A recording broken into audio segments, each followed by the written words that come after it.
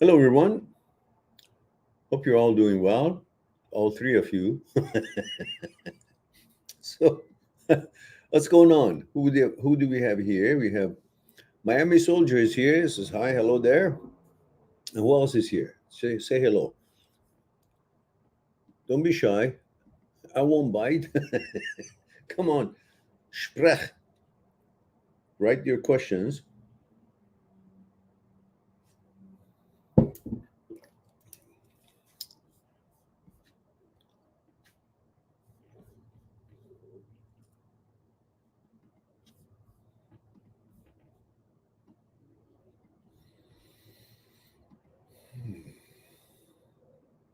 All right. Arbiter is here. Says hi, Meran. Guys, don't forget about your age, gender, where you're tuning in from. You forgot about the protocol, right?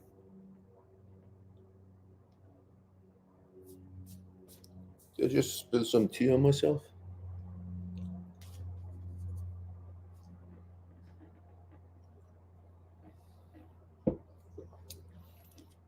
Arbiter, male 26, Los Angeles. Thank you for that.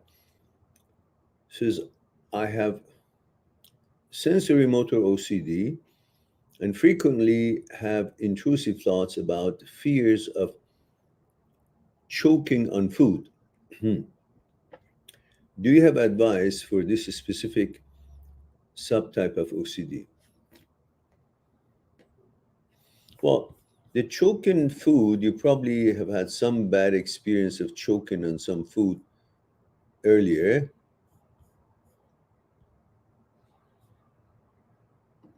Oh, there we go. I thought I lost you guys. um, and then that must have been in childhood.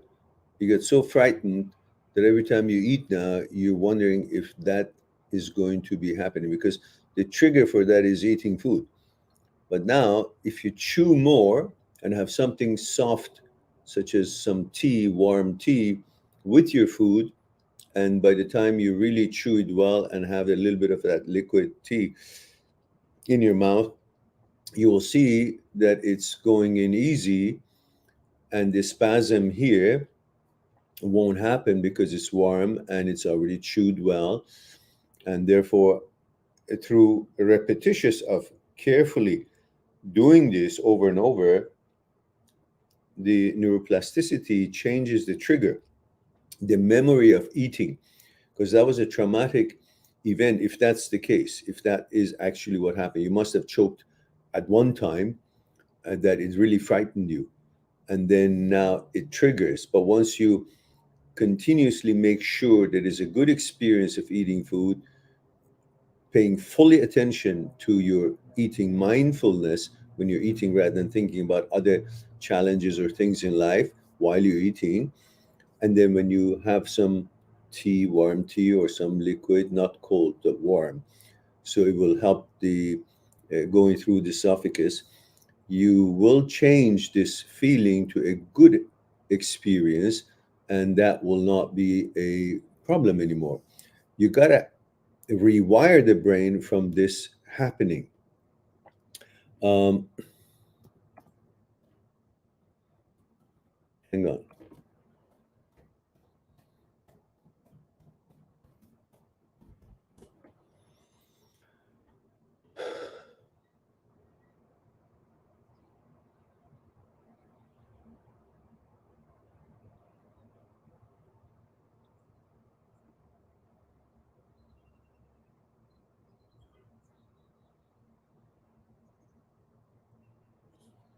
The sensory motor OCD that you have, I had them.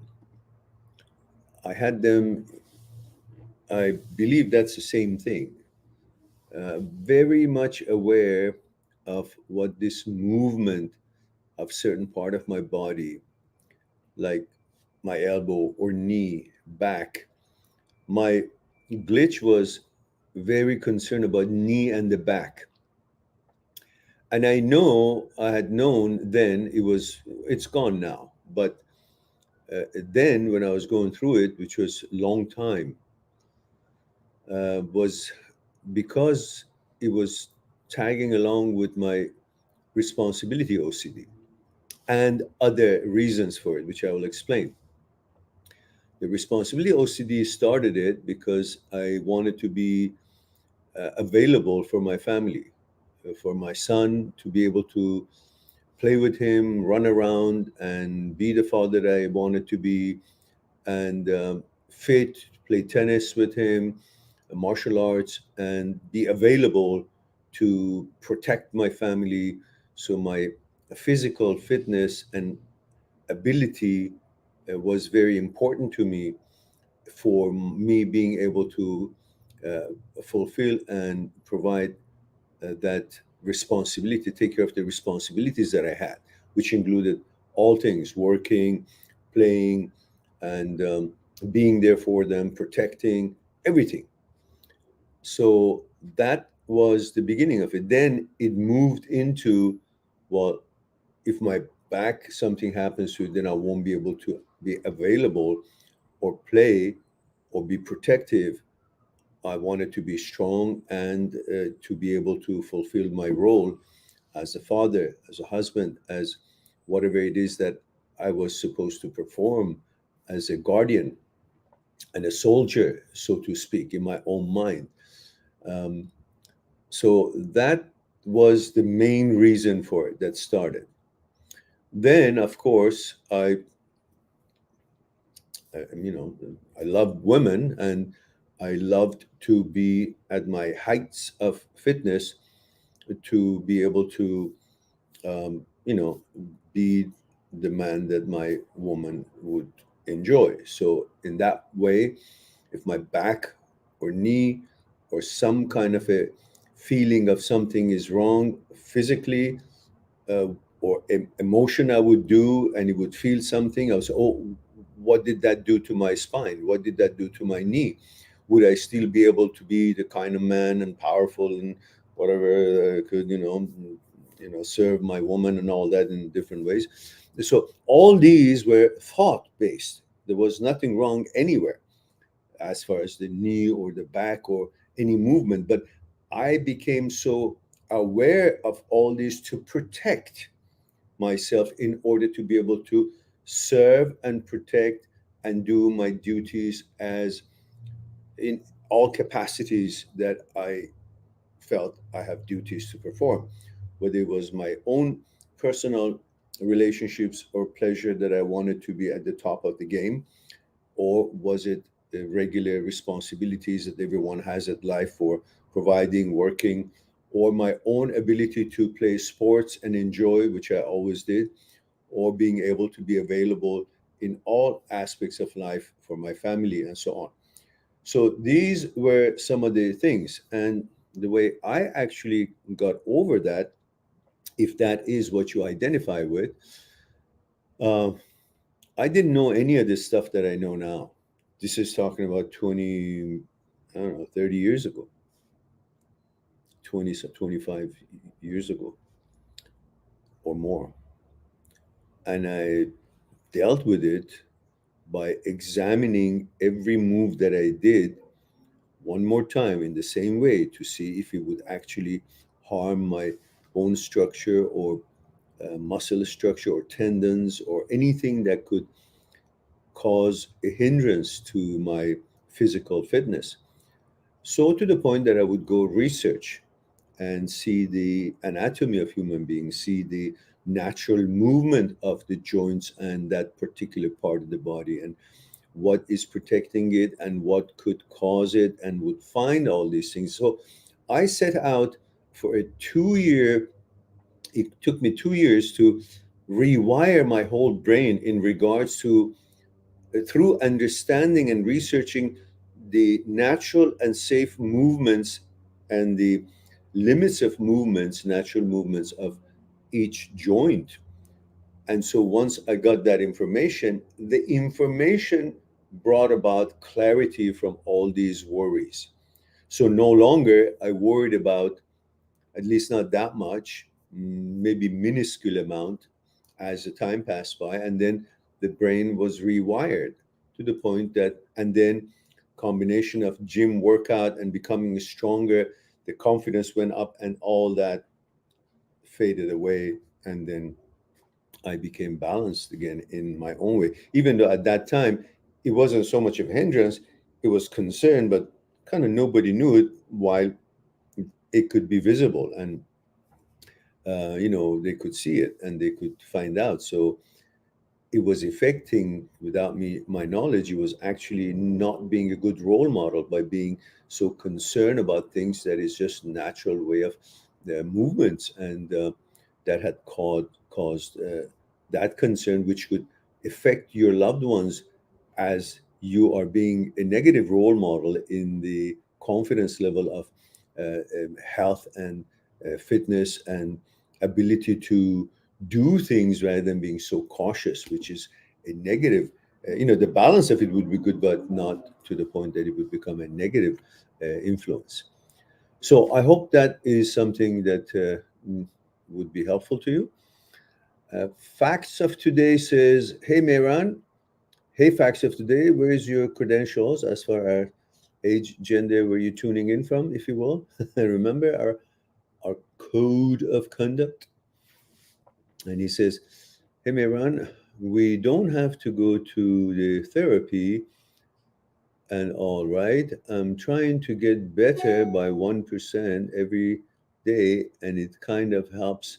But I think it's more of anxiety than HOCD and all. Look, you're trying to justify this not being that because you're worried about this being that and all that. Just stop interpreting. A brain is a separate apparatus and it does its own shit. Its job is like any other organ. Every organ has a job. Your kidney uh, purifies your blood, filters your blood. Your liver secretes antioxidants and does all the other things with enzymes and so on. And the brain makes thoughts, but it is not you who make the thought, it's the brain's thoughts. And you don't fuss with, oh, is my liver did this or that, how did the enzyme come together, what did you don't interfere with that or interpret it. If it's something wrong with it's not functioning, you go to a doctor and the specialist, and then you help it to be healed. The brain is the same. Its malfunctions are thought based, and glitches are there. But if you don't recognize them as normal, then you have a problem, because that if you believe the brain is acting normally for your type of personality and inclination and gender, then you're always trying to debate with it as if the brain is the actual decision maker of what you are, what you could be, and what you're going to be, or all that shit. Brain is an apparatus, is an organ. It malfunctions in its signaling system. And when it does malfunction, it comes up with all kind of shit thoughts that is not in line with your values. As long as you understand that you're not the brain and brain is not you, you're above the brain, you're the awareness. And according to all the neuroscience experts and neurosurgeons with their experiments in the laboratory, they've proven that at the time that you decide against any decision, vetoing a suggestion that even you initiated in your mind, a suggestion or decision, when you veto it, the brain has no electromagnetic capabilities or functions. There is no electromagnetic activities in the brain when you veto a decision. What does that mean? How could you be the brain and brain knows everything and decides for you all the time, if when you veto what the brain suggested or you suggested through using the brain's apparatus, the brain has no clue, which means you're above the brain, you're the boss, and you set the tone, yet you've been duped all your life to think brain is the one that tells you who you are, what you are, and if it suggests something, it must have a merit. It doesn't. It's bullshit. Brain, just like any other organ, malfunctions, and it needs your help to help it to come back to normal setting, default setting, as it was before it fell into a glitch. And facts of the day says, can you also please tell me what kind of OCD you had, and can you tell me how you recovered? That means, what 2 days of discussion. You can go on my site, mind@6truth.com, and make an appointment and pay for it because nobody is supporting the channel. So we need to be able to advertise and get people to know about the channel so we can reach more people and help more people. But these kind of general questions are not something that I'm going to be able to discuss it in different videos and different topics and questions. I have covered most of these, what kind of OCD I had and how I recovered and all that. But generally, that's a big topic of discussion, takes few hours. So for that, I need to get paid. If you guys don't get it, channel has costs. God damn it. But if you have a specific question, I'm doing my best for everyone here. Bozo the Clown, we have a troll, guys. And so, because you're so disrespectful, Bozo, as your name tells, I'm going to block you so you'll go and play in the street with your kind of people. First, I'm going to let people to read it. Everybody read Bozo the Clown's comment, and then I'm going to deal with it.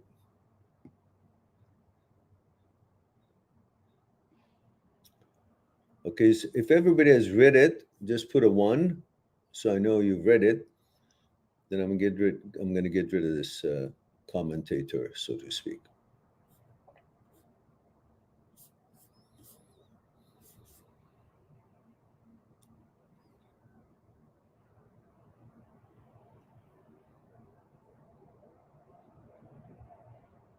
Come on, guys.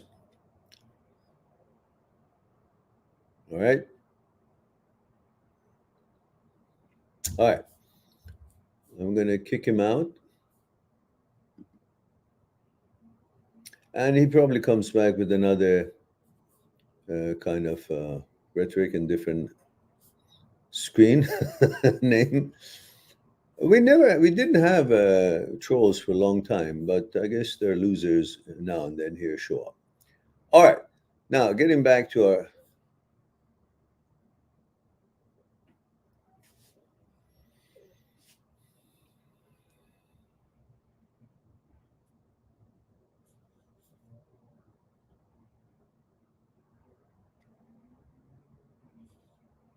Yeah.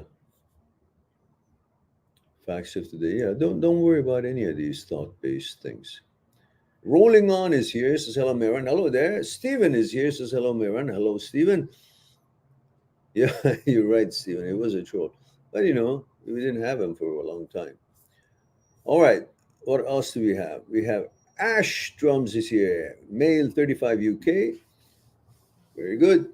So Ash says, I'm here now. I could smell the trolls in my sleep. Yeah. We got rid of him. It's all done. So you're caught up with the questions. I'm going to be here with you guys for about another 20 minutes. Then I got to go to an appointment. And so if you have any questions, fire it up. Otherwise, I'll fire myself and end it so I go get ready.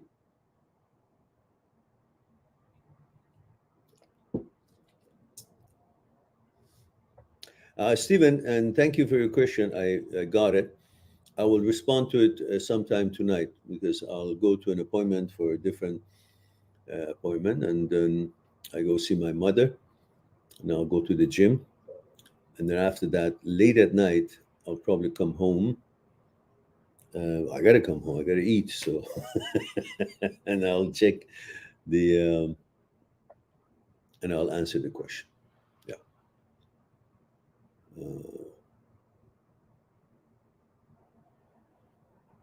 And basically, I'm gonna repeat the same thing in the video, in the recording I'm going to send you. But in short, you see, Stephen, you got to want to. And the main problem of all these things that comes up is because you haven't blocked her. You are hanging on to the memory that she represents. but she is not the memory, and all those memories, according to what you have learned about her as at her behavior through time, wasn't worth a shit. So don't keep the memories, don't care about enjoying the memories, don't focus on the memories, and don't focus on the text that she sent. She is sick.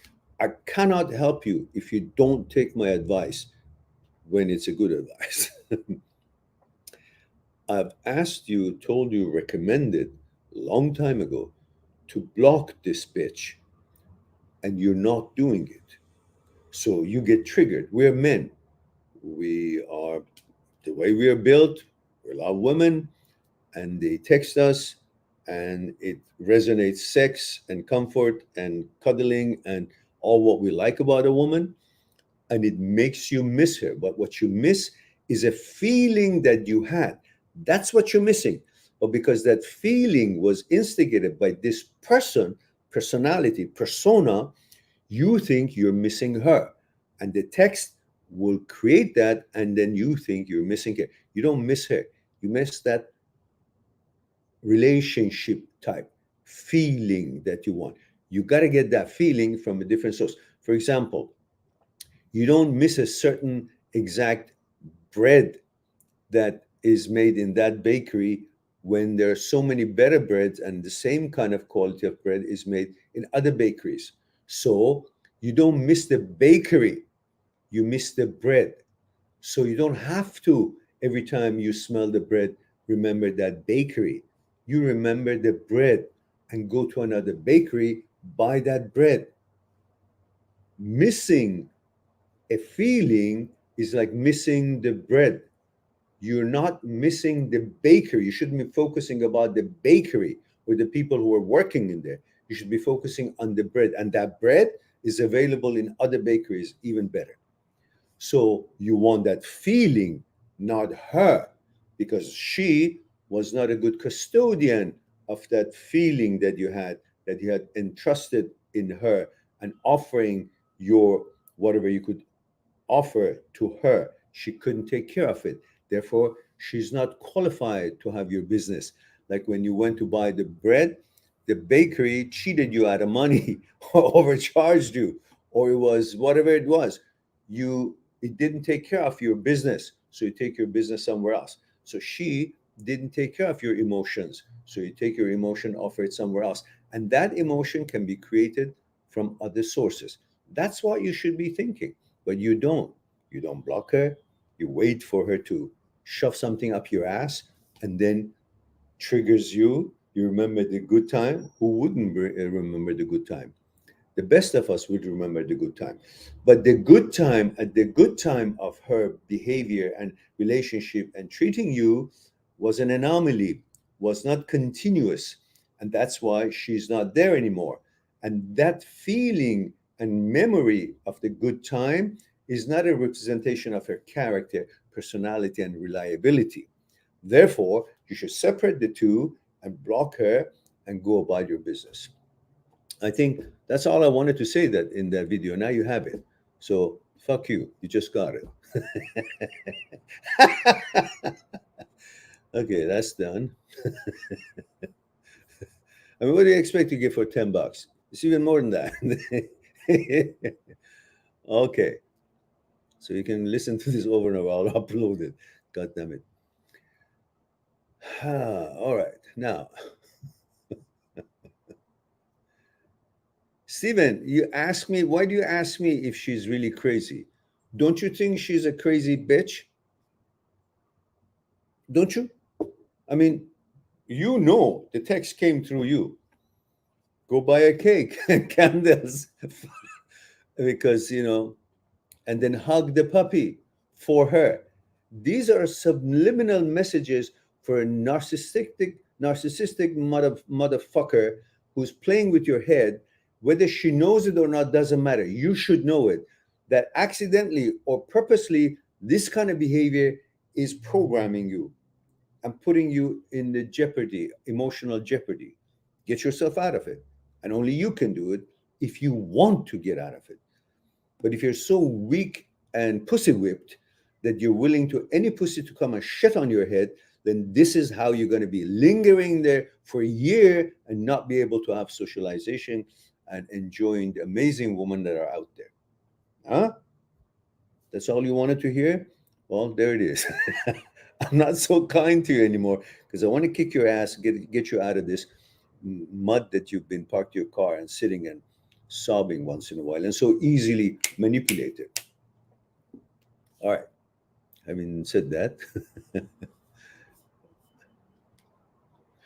facts of the day says, does HOCD happen because of too much social media? That's one element, because the brain doesn't understand, just seeps anything that seeps through the consciousness, it uses as a raw material, makes thought with it. And there's so much shit and unnecessary discussions about all these other genders and this and that, which is continuously bombarded. And that's a suggestion. And the brain picks up all these and then makes things with it, because that's the most available ingredients, and brings all these questions,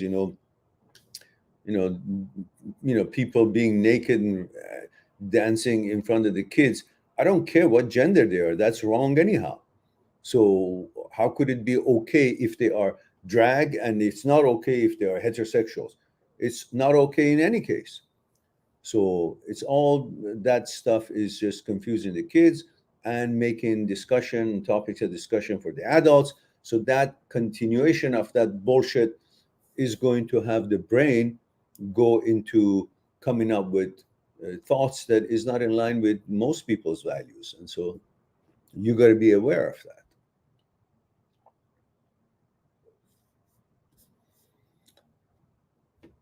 Steven says, the past few months, I haven't socialized as far as going out on weekends. Well, that's on you, my friend.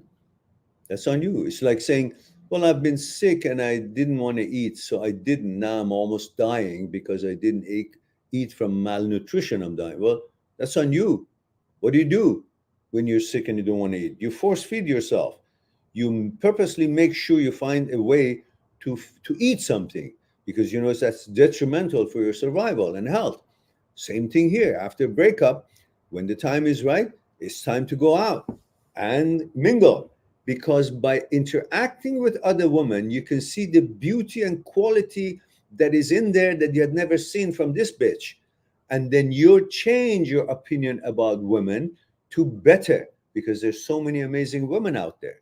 And then suddenly you see the difference, and no longer this quality of the woman that you were with becomes a standard for you to be acceptable, and you will be looking on bigger and better things because you have seen the models out there, the way they behave, the women that you've interacted with. They are providing different quality, different standards, and your standards will rise because you're associating with better women. That's basically what you should be doing. And Ash Drum says, I do have a question there, all right? Oh, where is it? You do? Ash says, I feel like I've completely lost my balls and most of the time feel emasculated by the obsession HOCD brings, regardless of whether they are bullshit or not, because you have trained your brain by fussing with it, thinking about it, trying to come to conclusion about it, explaining it, defying it, killing it, stopping the thoughts, interacting. All these is interacting with thoughts, and that has caused, through neuroplasticity, to rewire your fucking brain to do this as a habit. Now you have stimulated the habit center so much that it's hard to get out unless you focus on the health effect of this whole mentality or activity through to your brain and interaction with all these things, and focus on what it's going to do to you. And that will change the pattern that you have been following and gets you out of this continuous thinking about thoughts and analyzing thoughts, and makes you just not care and use the two words, I don't care, whatever, fuck it, not relevant, irrelevant, all two words. But instead, you're going as a caveman, war. I have to defeat it. That's a natural reaction of an alpha male. But you got to forget about this is not a war. This is the more attention you pay it, the stronger this sort of mentality and the brain function becomes. The way to defeat this, you can keep that feeling and urge for defeating it. But the way you defeat it is not care, not to fuss with it, analyze it, and or antagonize it or argue with it. None of that. Because now every time you do these sort of things, you eventually at one point of your discussion, you become satisfied that, okay, I've done my job now, I'm okay now. That gives you the dopamine. And the dopamine has become, it's addictive. And now it has moved into a habit center, which includes your defiance and disagreement with the HOCD thoughts, desire to get the dopamine, and the habit that has become, that's why you discuss it with the brain, which is not useful. So you now need that level of saying, oh, okay, I did my job, to get that dopamine. And you say, oh, okay, I feel better now. You need to cut that by focusing on all these is detrimental to your health. And here you go, balllessness. If that's what you want, well, there it is. Might as well just grab it and throw it out in the lake.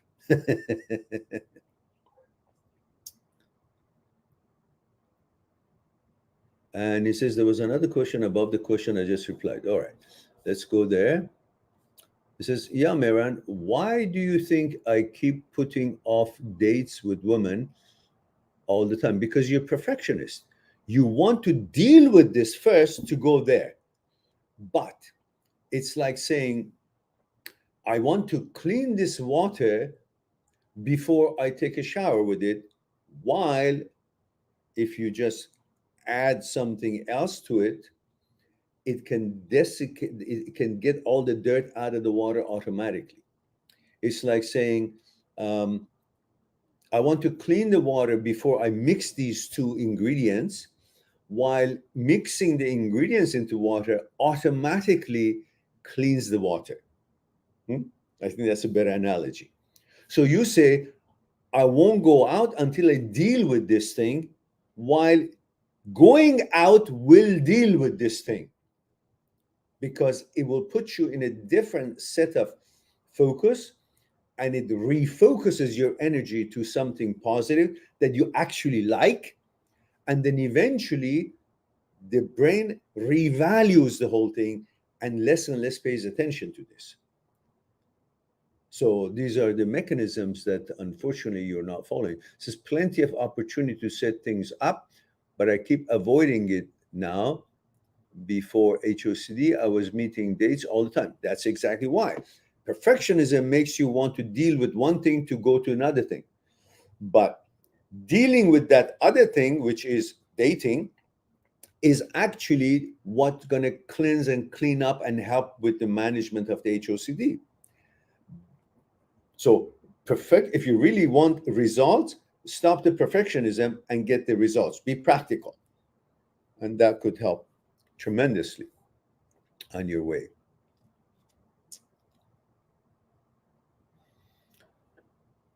All right. What time is it? Let's see. Okay, guys, I got to go now. All your questions that you guys have. Rainbow is here. Hi, I'm 35 US female.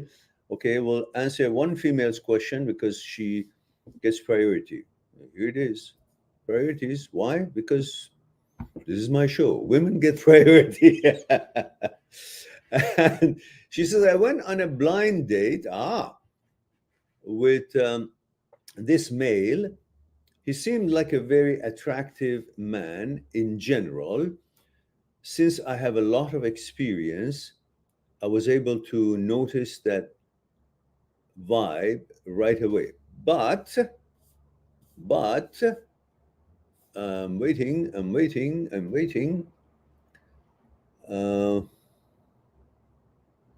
But during our conversation, he kept saying how he has a boring life, no close friends, nothing exciting. Ooh, that's a flag. Why does he do that? Trying to get sympathy?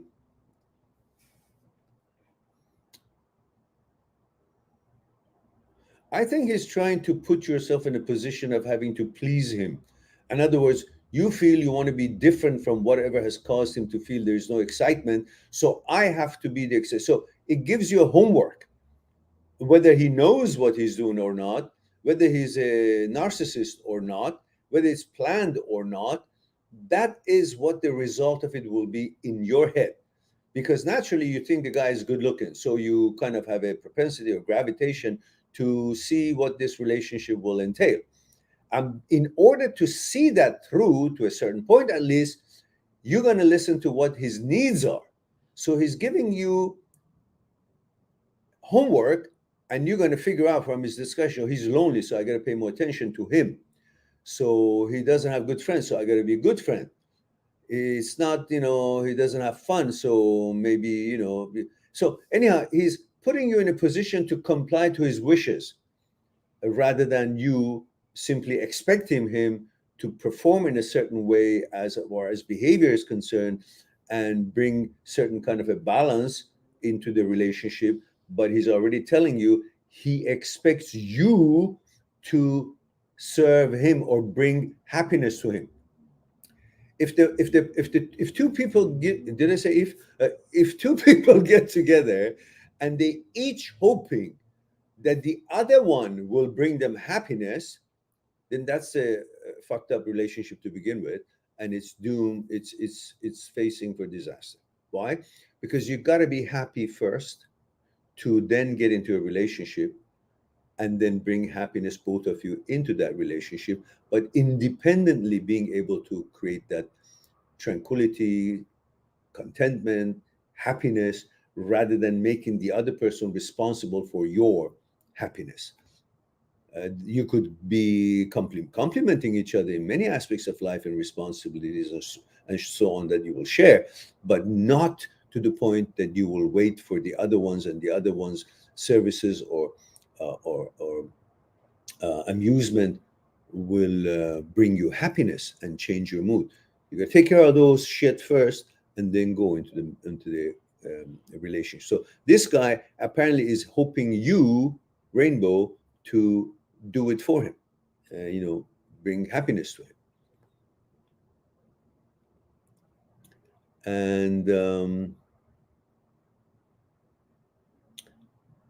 And Rainbow says, "Thank you for taking my question. My pleasure."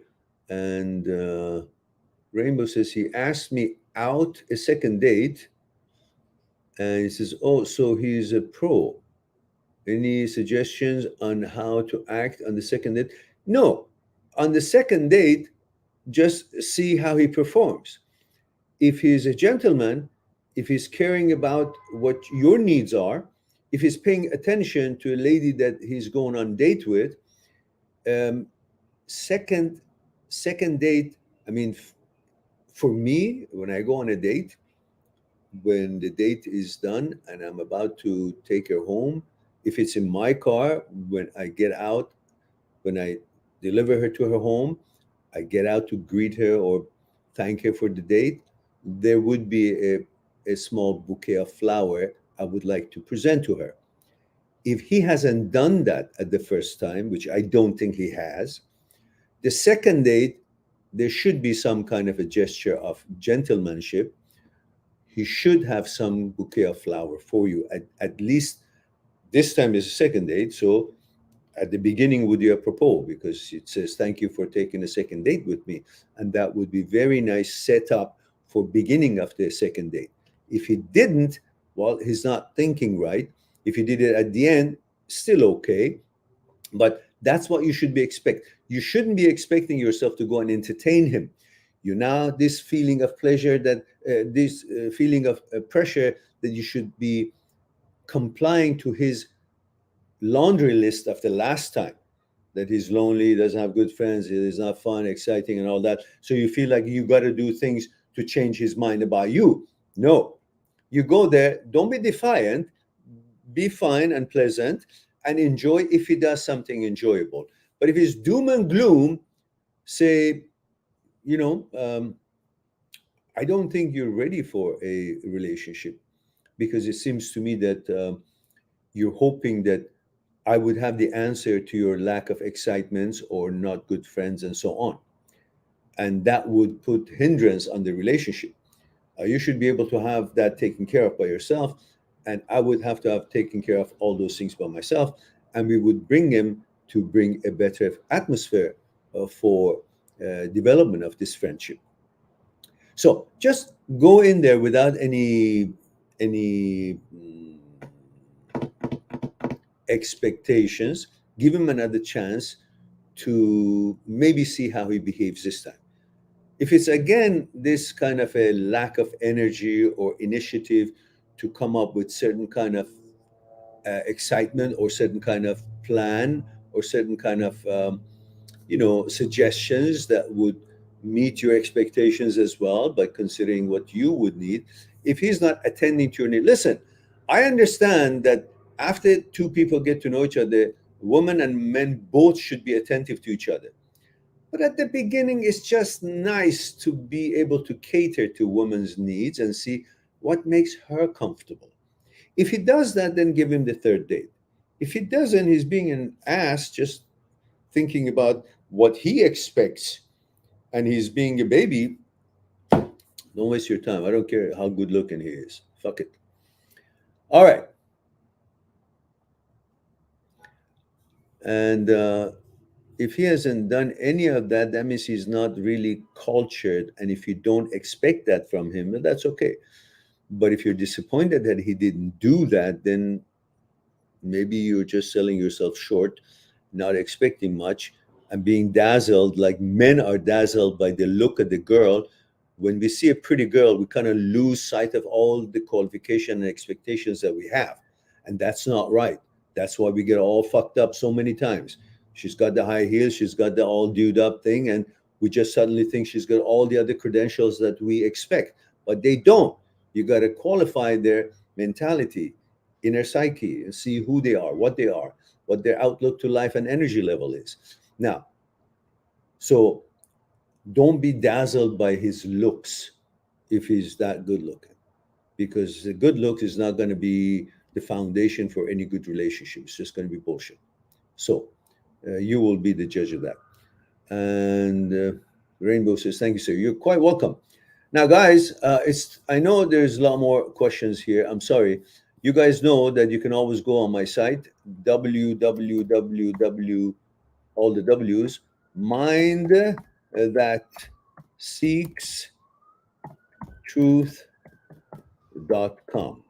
and make an appointment for our Skype consultation, and we'll discuss what's concerning you one-on-one on Skype. Mind that seeks truth.com. You can make a 1 hour appointment, and for any 1 hour appointment, I'll give you another half an hour, so we won't have to rush, or maybe even more, depending on where we are in our conversation. And then we'll discuss whatever is concerning you about OCD, OCD subsets, HOCD, or definitely the relationship, breakups, and why you're stuck, your dates, and what to do, and this sort of stuff, which was the foundation of this channel to begin with. All right. Yes, of course, everything is confidential. It's one-on-one on Skype, and you have a choice. You can record it for your pleasure or not. And if any one of us records it, it shows on the other screen that it's being recorded. So we will all know. But I usually don't, I never record it unless my client asks me, because then after the session, a copy of the recording will go to her or him immediately, so she can use it again for what we discussed. All right, I think if it's okay with you guys, I'm sorry, I Tilefa and Tim, I can't get to your questions. I have an appointment at 2 and it's 1 hour. I gotta drive and get there. That's a kind of a site to site appointment. We do make personal calls if you have to, but it's just more expensive. You want to travel? You want me to travel to France? Well, you got to pay all the cost. Skype is cheaper. All right, guys, it's time for me to say I love you all. Thank you very much for being here and giving the opportunity to share a thing or two with you. I look forward to our next live stream. In the meantime, be good to yourself and to the others. I'll talk to you soon. Bye for now. Subscribe on my channel, visit my channel, and go through the videos that you might be interested in. Mind@seekstruth.com, making it one step away to talk to me one-on-one on Skype and discuss what's concerning you. I'll talk to you soon.